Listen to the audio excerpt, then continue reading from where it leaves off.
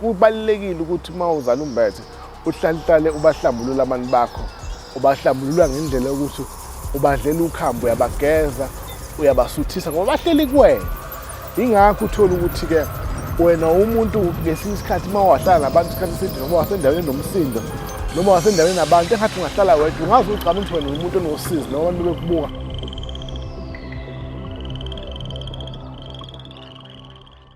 Sanibonani, ngiphinde futhi ngimbingelele ophambi kwenu Makhosi Tembe otholakala emanzi Mtoti, nombolo yocingo 061 83 90742.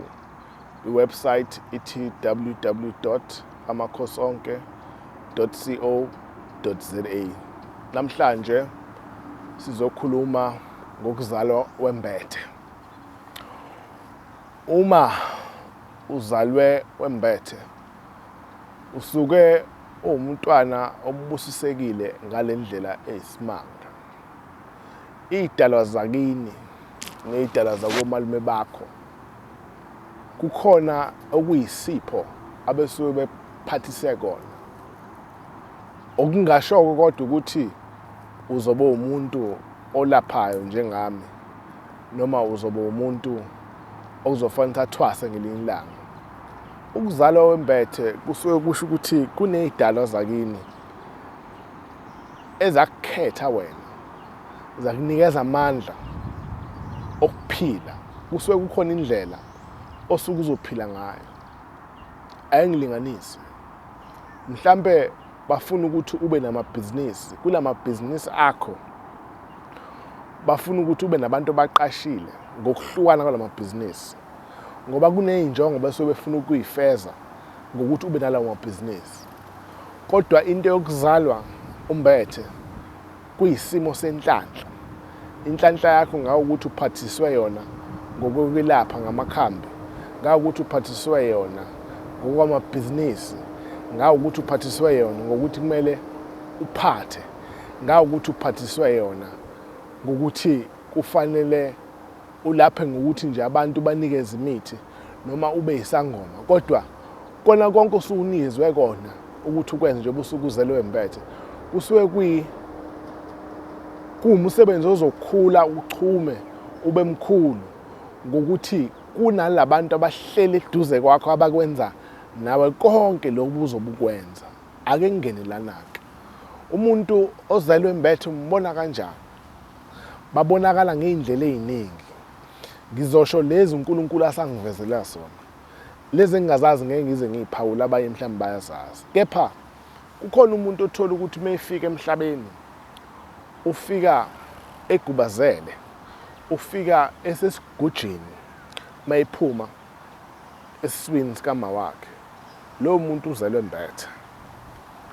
Omunye ufika enento emhlophe engaze ngithi angifuni ukuthi ngithi iyini, kodwa ngingayibeka nje into engathi ucream omhlophe omningi osemzimbeni. Lowo muntu usuke embethe. Omunye ufika engazi ukuthi i-umbilical cord imsontile, ngamanye amazwi imnqwambile, futhi ihamba ngapha nangapha emzimbeni kuyena. Lowo muntu naye umbethe. Labantu bobathathu njengoba ngibachaza bambethe. Bambethe amandla angafani. Bambethe amandla ahlukene. Ungathola ukuthi lo onqwambile, imvamisa abantu abazalwa benqwambile, akuvamisile ukuthi bangabe abantu abazolapha. Noma uzobe isangoma noma uzobe inyanga kuyozisho kona. Kuvamise ukuthi kuba abantu abazolapha. Nalaba futhi abasuke bephuma esigujini kuba abantu futhi nabo abazolapha. Nalaba abasuke benecream omningi kuba abantu abazolapha. Kodwa ngifuna ukusho ukuthi akusho ukuthi bonke labantu abazobezelwe wembethe usuke umuntu ozolapha, kodwa kusuke nesiphiwo asinikezwe sona abantu abadala sokuthi ngelinye ilanga uyoyimela emsebenzini azobe emnikeze yona, ngaba amabhizinisi, ngaba ukulapha, ngaba umsebenzi wokuqashwa, ngoba ungambatha futhi emsebenzini wokuqashwa kodwa bonke abantu babe ngaphansi kwakho. Uyahluka uma umbethe, futhi uba umuntu ongawuthanda umsindo, uba umuntu ongakuthandi futhi ukukhuluma, uba umuntu othanda ukuthi abe yedwa, ngoba lesi sidalwa sifuna ukuthi sibe nawe, sifuna ukuxhumana nawe ebusuku, sifuna ukuxhumana nawe emini, sifuna ukuxhumana nawe ekuseni, sifuna ukuxhumana nawe nomnini. Manje asifuni kube nomsindo ngoba sifuna ukuphazamiseka.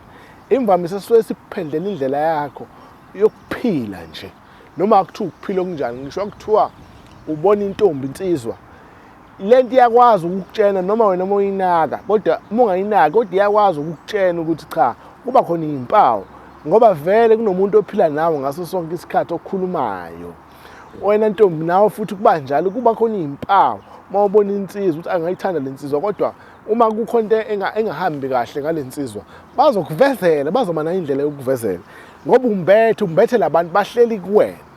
Okungasho kodwa ukuthi uyisangoma, okusho ukuthi unesidalwa esingumvikeli wakho, esihamba phambili, esifike si-check izinto zakho kuqala.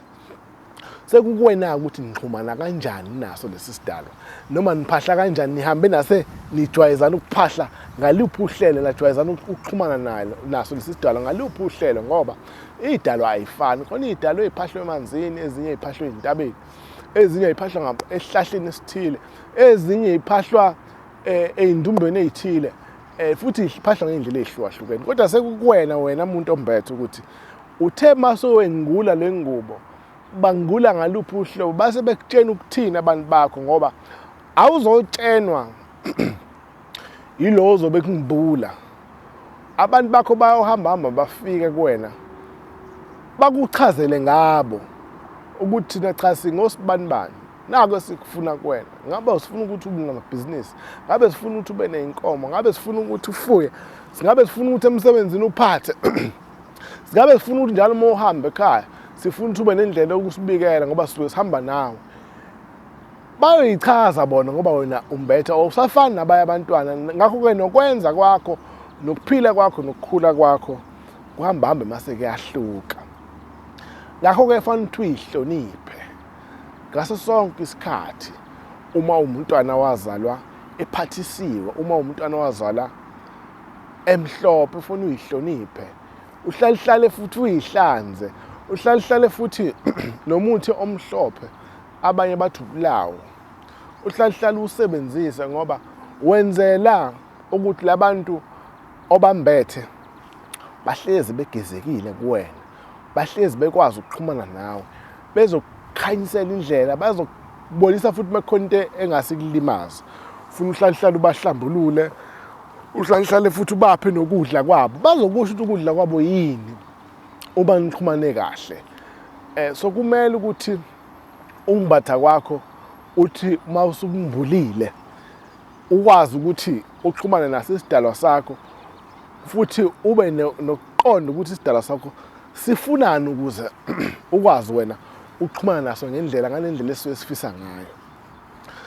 Right ke manje usuzaliwe wamba umbethe, wasufika emhlabeni, iyahamba iminyaka, usuthola ukuthi ayi uma uhamba uMakhosi noma abathandazi bathi wena mntanami wazala umbethe, awumbuliwe ingubo yakho noma yasho laphi ingubo yakho.